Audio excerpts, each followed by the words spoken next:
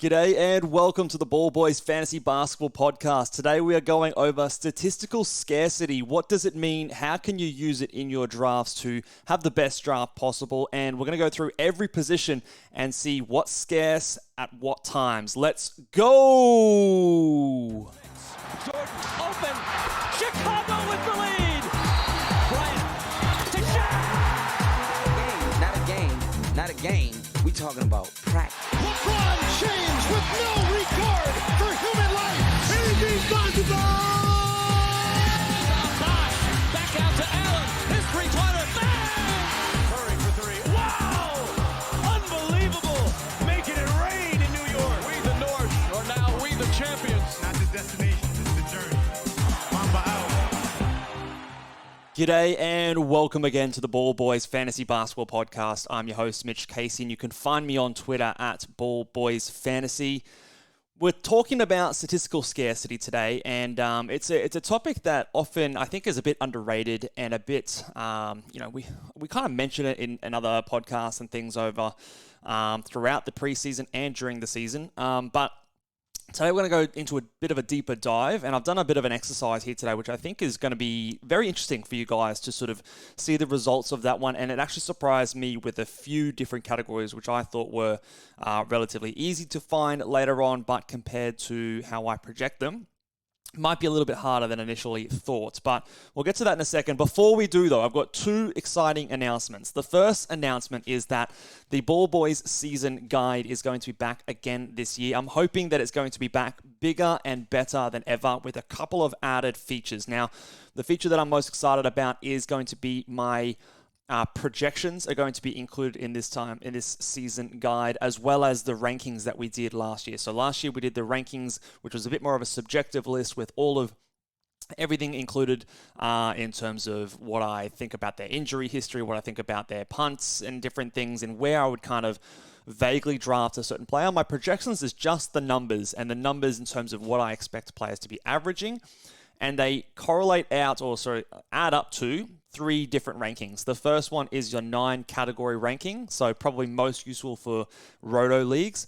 The -1 rankings, which we've talked about in a previous podcast, where we're talking about the best categories, best 7 categories, I should say, plus 25% weight to turnovers. So that leaves the player's worst category off the sort of equation and the calculation. So, for example, someone like a Giannis, when he's ranked sort of outside the top 50 in a 9-category projection, with a -1 ranking, he's much closer to that first round. So, for me, it's a better way to understand where to draft in head-to-head leagues. So, that's going to be included. And also, everyone's points value in a Yahoo standard points format. So, I'm hoping that those projections can help cater to everyone of all the major scoring formats in terms of points, roto, and head-to-head categories, so that you guys can have an idea that for your draft and for your specific settings of how I value these players and how I project them to be. So in those rankings, in those projections, I should say, I've got 250 players, so I've gone extra deep as well in those projections for you guys to look through. So that's included there. I'm also going to be doing a points league top 150, a category leagues top 150, and then might be able to try and get around to a dynasty rankings. I've definitely got some dynasty rookie rankings in there as well. We'll see how much time I can get up to. I don't want to overpromise, but we will also potentially have some dynasty rankings coming in the future as well for all of you dynasty managers, but we'll see how all that goes. So, and plus we're also going to be having articles and during the season some question and answer podcast exclusive for those people who do sign up. So stay tuned. It's going to be, hopefully, fingers crossed, not locking myself in anything, but hopefully coming at some time next week when everything is all done. The last thing with that is, if you did sign up to the season guide last year, the way I'm going to be running like the processing of the payments and things like that will be slightly different. So if you have that membership still active, go and I try to turn it off. Again, I think it's all sweet, but just in case there's a little bug in there and I don't want you guys losing any of your hard-earned money, go and make sure you sort of take that off. And when you go to sign up to the season guide again this year, you'll re-enter your details and it will just purchase for the season and it won't sort of deduct anything in future years or anything like that. It'll just be for the entire season and then that's it. So hopefully you won't have to worry about that anymore. But if you do have something that's, sending you email reminders or anything like that, unsubscribe to that, because that won't give you access to this year's season guide. It'll be a different system. So just make sure you guys have done that. The second exciting announcement is this year I'm going to be running some fantasy basketball leagues for my listeners and anyone else who wants to, anyone obviously who's listening wants to get involved. I'm definitely going to be running a 30-team category league head-to-head format at this stage. And I'm not committed to it yet, potentially will be running a 30-team points league head-to-head format as well. The second one, I want to wait and sort of see how much interest there is out there. So if you are keen on versing myself and 28 other people who listen to this podcast, fans of the show, in a points league format, go and drop that in the comments. Let me know if you would be interested and keen. And if I get enough of a response from that, I will probably get that one up and running. But the category league will definitely be going ahead. To join the category league, I'm going to give you guys a step-by-step instructions on how to join that at the end of the podcast, so I don't waffle on too long before we get into the meat of the show, on how to join that one. But a little hint, you've got to make sure you are following me on Twitter or X at Ball Boys Fantasy at a minimum. So stay tuned to the end of the show and we'll talk about how to join the 30-team Ball Boys Championship. Okay, so stay tuned for that one there. I will be announcing and getting invites out probably in a few weeks, not just yet, but I'm starting to sort of get the word out there on people to join that one. So stay tuned for the end on how to join that one. But let's talk statistical scarcity. Now, what is statistical scarcity other than a bit of a tongue twister to say many times on a podcast? What we're talking about here is how rare do certain categories become the further we get into the draft. So we know that obviously in category leagues, we're thinking about 9 categories, standard points, rebounds, assists, threes, steals, blocks, field goal percentage, free throw percentage, and turnovers. But are they all equal at certain points in the draft? Is it better to chase certain categories earlier or certain categories later? Are some harder to find later? We've talked a lot before about some categories such as points and assists being harder to find later. But today we're going to go through a bit of an exercise, and I've gone through my projections. So and for this exercise, I'm using my -1 ranking because I think this is closer representative to ADP data. Now, I could have used ADP data, but the only thing about that one is Yahoo and different sites are going to be updating their ranks come close to the season. So I didn't want to base this all on ADP data on the 30th of August just for it to change later on. So we're going to be using my -1 rankings there. So again, I'm going to be going through and breaking up into different groups. I've got the top 25, the next 25, 26 through 50, 51 through 75, 76 through 100, and 100 to 125. I haven't gone any deeper than that because in a standard draft, when you're getting outside pick 120, 125, you're just looking for flyers and upside anyway. So you're not necessarily looking for particular stats for your team. So for that top 125, we're going to go through 25 player increments and I guess get an average of each category and how much of a difference there is between those kind of sections in the draft and where we can identify the drop-offs in certain categories so that we know that at this point in the draft, there's no longer as much of that category available. It's going to be harder to find, thus making it a more scarce category, and we might need to prioritize and move it up our board in terms of trying to target earlier.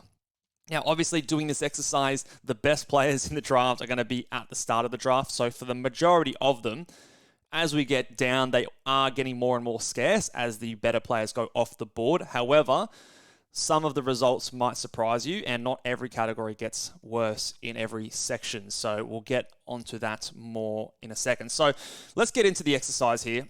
I hope it makes a bit more sense once we start getting into it, and you'll sort of see what I mean. But we're starting going category by category. Now, in this one here, points, our first one. So how many points per game does a player score? Now, in the top 25, we've got an average of 25.83 points per game. So obviously, the best players in the NBA, best players of fantasy basketball score a lot of points, and obviously that is reflected here in that top 25 average. After that, from 26 through to 50, they scored 20.15 points per game. So that's a decrease of 22%.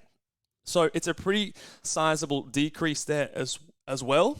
And you'll notice in this thing here, for everyone who's watching along on YouTube, that average decreases each of the first 4 intervals. So after top 50, it can be pretty hard to get someone who averages over 20 points per game. And this is what we've talked about before about points being a hard category to make up as well. It can be difficult to find those players that average more than 20 points per game. And we do see this reflected in this number where the average points per game inside the top 50 is higher than that 20 points per game. After that, it drops down. So 50 to 75, it's 18.41.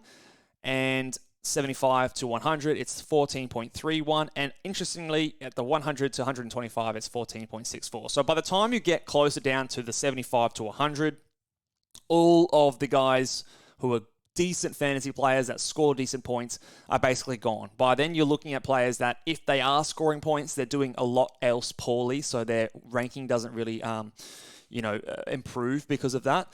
Or you've got guys who aren't scoring very well and are doing other things well. So once you're getting outside the top 75, it looks like that the points are pretty barren by that point. So, and especially inside the top 50, which kind of supports, I guess, the theory that we've had all along. But interestingly enough, there's a decrease in every rank. So we go down 22% outside the top 25, down another 9% or 8.6% inside the top 50.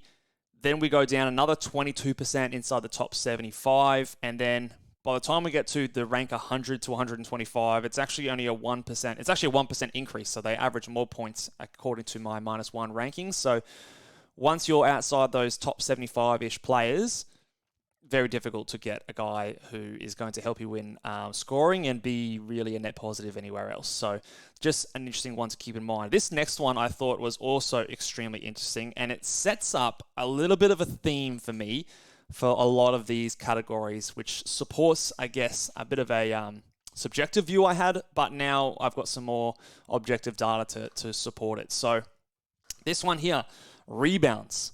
Now, in the top 25, the average in rebounds is 6.75.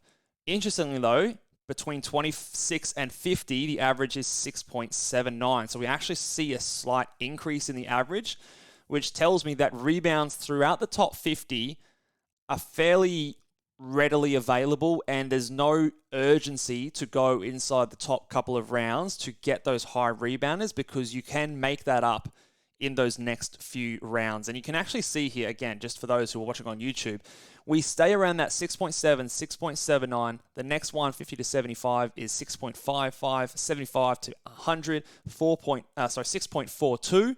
And then in the last one, outside the top 100, we dip below 5 rebounds per game at 4.93. So actually for rebounds, they are very consistent the entire draft until we get to about that rank 100 and below.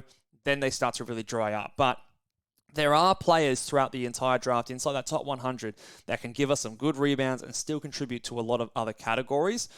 So for me, this de-incentivizes me to really go out and target my rebounds early in drafts, because between the top 25 and the top 100, there's actually not too much of a difference in terms of average rebounds per game. So if I'm looking for scarce numbers, rebounds falls quite low on that list there, which I thought was definitely quite interesting in that one there. Next category here, assists. This one, again, it took me a little bit by surprise because of these numbers after the top 25, but inside the top 25, there is we've got 6.09 assists is the average, and then there's a huge fall off. One of the bigger fall offs inside from round one to, the top 25 to the next lot, which is 3.99. So that's actually nearly a 35% decrease in that average, I guess, with the assists. So down from 6 to just below 4, which is a pretty big decrease. And then it kind of levels off a little bit. Between 50 and 75, it's still at 3.82.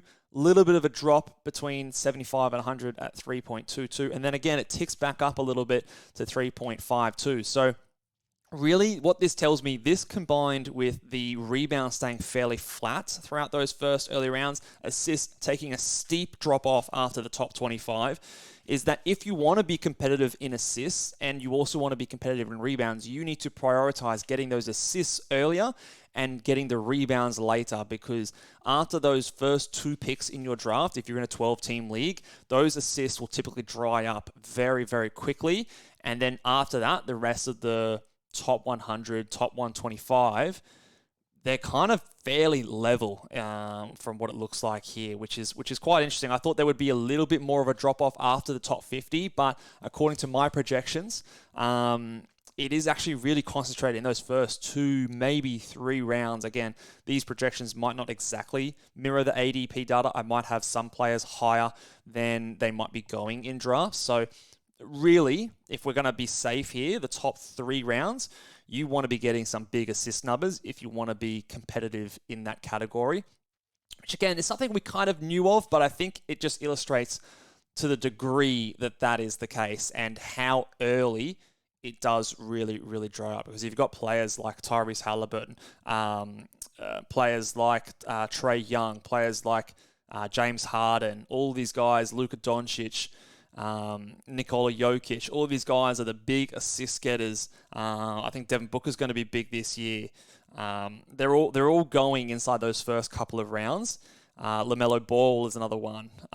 So all these guys are the big heavy hitters in assists, and they're all going inside those first couple of rounds. So that definitely drops that average pretty significantly after that. Let's look at threes now. Again, the old adage for threes, and this surprised me a little bit as well, the old adage of threes is that you can get a lot of threes late, and to a certain degree that is true. But again, inside the top 25, you've got an average of 2.34, and then a significant drop again to 1.61 outside the top 25 to 50. And then again, it kind of levels off all the way through to actually the 100 to 125 ranked group, where they're the second highest of all of these things. So again, threes, it's funny because you can get them late compared to the rest of the draft, but there are still a lot of players in that first couple of rounds. Steph Curry, Damian Lillard, LaMelo Ball, Fred VanVleet, these guys that do put up elite numbers when it comes to 3-point scoring. So not quite as big of a drop, 31.2% drop from 25 to the 25 to 50 range, but still a pretty decent jump. And then again, it kind of flattens out a little bit. So again, maybe a little bit more highlighting the fact that, again, you want to be competitive in this category, those guards early on that shoot some threes, or if you want to go elite big, if he shoots a good amount of threes, that's good. Or even if he's just subpar in threes, it is something that maybe this data will suggest challenging that notion of that it is easy to make up in. It isn't impossible, but it definitely might not be quite the simple task as what we maybe thought of.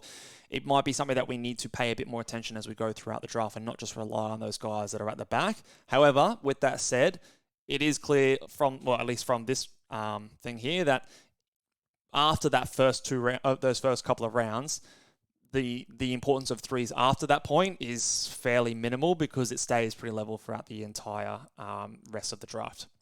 Let's look at some steals. So steals, again, we also kind of like threes. We kind of think we can get it. Similar kind of story though. Top 25, 1.2 average in steals. After that, between 26 and 50, 0.93. 0.91 in the next group, up to 75, 0.98, 76 to 100, and outside the 100, 0.9. So again, decent drop-off, about a 32% drop-off after the first round, and then fairly level throughout the rest of the draft. So those elite steal guys, again, we've got players in there, Tyrese Halliburton, Jimmy Butler, players like LaMelo Ball in there, Kawhi Leonard, Paul George, Fred VanVleet, all of these players here, Anthony Edwards, who are really, really good steals guys, even someone like a Nikola Jokic, Luka Doncic, Shea, all of these guys are putting up really good steal numbers. Because of that, they are ranked obviously quite high. So these players, we know the best players, they put up the most amount of stats, so we expect a drop-off. So again, but a 30% increase was a little bit more than I predicted. but fairly readily available throughout the draft. So maybe not something that we absolutely have to target really early and urgently in the draft. But again, if your first couple of picks don't or are quite low in steals comparatively, it might be more difficult to make up than you otherwise potentially thought. Next one here, again, very interesting this one, blocks. And this is one that I was kind of hoping to see a similar kind of output or sort of data that suggested this. Top 25, 0.72. And I think outside of rebounds, let me double check the rebounds here. Rebounds went up slightly. Blocks went up a decent amount between 26 and 50. There were more shot blockers in the next part of the draft than the first couple of rounds. And this, again, supports what we are seeing in drafts with players like Walker Kessler, Nicholas Claxton, Wembanyama, Chet Holmgren, Miles Turner. All of these guys are being drafted in those next, rounds 3 to 5. Those are where a lot of those guys are going. So you don't have to go and chase blocks early on in the draft. And if you are drafting someone in the first couple of rounds that don't block shots, that doesn't automatically mean that you need to go into a punt blocks strategy. What will happen is after that second group, so that 25 to 50, if you do want to be competitive in blocks, and because I think that there are going to be a lot of blocks required to be competitive this season, you probably do want to be getting a guy that gives you decent blocks within those first 4 to 5 rounds. You want to have at least one guy in there that can give you close to 1.5 to 2 blocks per game. And I think if you don't have that by that point, then that might be a time where you look to punt that category, because in the next 50 to 75, 75 to 100, there is still blocks available, equal as amount as there are in the first couple of rounds, but after pick 100, it dramatically falls off. So we've got less than half a block per game as the average for the guys in 100 to 125. So again, if you're trying to be competitive in blocks, you probably want to be looking at those guys just before pick 100 to secure that second high volume shot blocker to really make sure you're up there. Because after that, approximately that round 100 spot, they do dry up fairly considerably, because obviously if you've got good block numbers, and I'm projecting to have good block numbers, it's going to boost up your rankings a little bit there. So that one was very interesting, and combining that with the rebounds, it's leaning towards making sure that in those rounds 3, 4, and 5, that those big guys are probably more of the target in that group of the draft, and the guards that give you good points and assists and threes in the first couple of rounds, maybe more of a priority. All right, let's talk about field goal percentage. Now, these field goal percentages field goal and free throw percentage are a little bit more tricky. I'm not going to give you the raw numbers because remember, we are taking into account the volume and the attempts, so it wouldn't really work. It wouldn't be illustrative enough if I just gave you the average free throw percentage. So what I've got up on the screen here is actually the Z score for each of those categories. So for field goal percentage on YouTube here, that 0.04 number there represents the Z score. So that is the standard deviation away from the average of those numbers, which is a little bit more fancy, but it just gives you a good understanding of the impact rather than just the sheer average in shooting percentage, if that makes sense. So someone like a Zion Williamson has a higher impact percentage because he's shooting 60% on 20 attempts versus someone like a Walker, or maybe it's a bad example, someone like a Jarrett Allen who shoots the same percentage but only on 7 attempts. That's going to be less impactful. So that's what I've got up here on the screen here. So top 25, again, interesting results here. Top 25, you've got 0.04 Z score, and then in the 25 to 50, you've got the highest average of this group. So it's 0.45, if I get my words out. So that is the highest of that group. So again, if we combine that with the data we've seen with the rebounds and the blocks, I mean, it kind of makes sense that these are my projections and these kind of correlate well with them. But at least the way I'm seeing drafts going at this stage is that a lot of those guys are really good targets in those third through fifth rounds. Drops up a little bit after pick 50. So again, we saw the blocks and rebounds kind of staying there, but the field goal percentage, so rebounds was quite similar. The blocks was nearly identical as well, but the field goal percentage is starting to come down. So when you go from outside the 50 to the 75, we are seeing a drop in field goal percentage whilst those rebounds and blocks are staying relatively similar. So we do see a a faster fall away in field goal percentage than those other typical big man stats. So if those are things you're targeting about, maybe you are focusing more so on those field goal percentage rather than the other two. If you're sort of splitting hairs there. And then again, once we get to 75 to 100, it drops it down even further. And then outside the top 100, you're into the negatives. So guys are not really anymore helping your field goal percentage. You're actually actively hurting your field goal percentage. So very difficult to make up after pick 100. And then this one is probably, if not, it probably is the most interesting for me in the free throw percentage category, because when we get into the free throw percentage category, again, we're talking Z scores. So in the top 25, the Z score for free throw percentage is 1.6, which is actually huge. It's a massive, Z score for the top 25. If we go down to the next group, 0.44. So it's actually a massive difference. So if I make this via a percentage increase, it's a 72% decrease from the top 25 to the next group. So compared to some of the other categories like assists, for example, the assist was a drop by 34.4%. The points was a drop in 32%. The threes dropped by 31%. Steals by 32%. So compared to all of those other ones that saw the drop from round 1 to round 2, free throw percentage was by far the biggest one, more than double anything closer to it. So in terms of free throw percentage, it is the most scarce category to get outside of the first 2 rounds. And it makes sense. You know, players like James Harden, players like Shai Gilgeous-Alexander, Trae Young, all of these good players inside the top couple of rounds are putting up big boosts to your free throw percentage value. Damian Lillard, Kevin Durant, Joel Embiid last season. Even players like Steph Curry, Kyrie Irving, Jimmy Butler is up there as well. Devin Booker. All of these players, Donovan Mitchell, all these guys are putting up lots of attempts and hitting them at a high degree.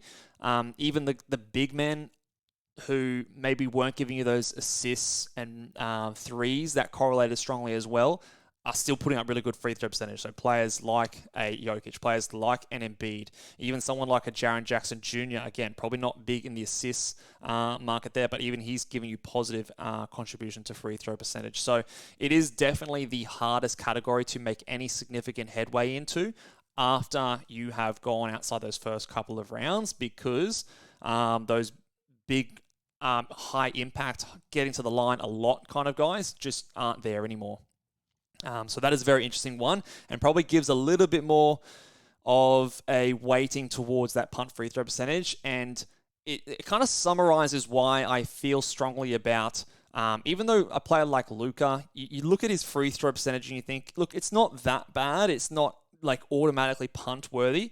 But if you don't get someone in the second round, like the very next pick, to offset that, it's going to be very difficult to overcome that because of the volume that Luka shoots at. And even someone who's just kind of average, an Anthony Davis, someone like Jaren Jackson Jr., someone like Anthony Edwards, who a lot of people are really keen on drafting on that turn. Look, I'm projecting him to be a very slight negative in free throw percentage this season. And again, if you don't pair that with someone who's a very high positive, you're going to very quickly fall behind in that category. So it might lend itself more to just punting it and not worrying about it, because like we see on this data here, 25 to 50, and even from that point to the next point, it's another huge drop off. So we again go down another 83%. It's actually a bigger drop off from 0.44 to 0.46. 0.06, I should say. It's another 83% decline. So outside the top 50, you're basically just getting guys who are net neutral in free throw percentage. They're not actually helping you much at all. Even if you were looking after it, it's not going to make too much of a difference. And then in the 75 to 100, you're averaging negative impact. And at 100 to 125, it's very similar, very close to neutral. So inside the top 25 are your big heavy hitters. Inside the top 50, maybe there's a couple of guys in there. Some players like a Jordan Poole, players like a DeMar DeRozan, those kind of types. They can be found, but they're in very specific players. For the general and the most part, extremely difficult to find. So of all of the categories, I would actually say outside of the first round, free throw percentage is the hardest to find. I would then say assists is the next.